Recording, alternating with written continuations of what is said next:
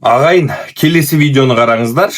Ассалаумалейкум. Ал міне таңнан бастап міне таң намазына тұрып міне оқылап енді міне жүгіріп кетіп баратын ары қарай Алматыға қарай.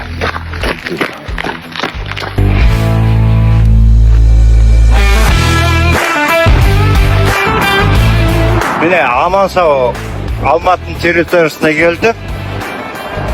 Қанша қиыншылық болса да төзіп келатық. Қиыншылығы да бар, жеңілдігі де бар, қуанышы да бар. Міне аман сау жеттік Алматы территориясына. Бұл Мендібай деген ағамыз, достар. Не деген керемет, жасы 60-тан асқан шағында ештеңеге қарамай Астанадан Алматыға құрылтайдың болатын сайлауын насихаттау үшін шынымен де жаяу шықты. Бұл не деген денсаулық, ағайын, бұл не деген жігер, бұл не деген мақсат деймді. 1200 километр Астана мен Алматының ортасы. Оған көлікпен шыққанның өзіне біз кәдімгідей шаршаймыз, қойш дейміз да, бұл кісі ештеңеге қарамай жаяу шығып кеткен ғой. Bir сөзбен айтқанда, менің түсінгенім бойынша бұл кісі негізі елдің болашағына бейжай қарамайды деген сөзді. Себебі құрылтайды насихаттау үшін бұндай қадамға бару әркімнің қолынан келмейді.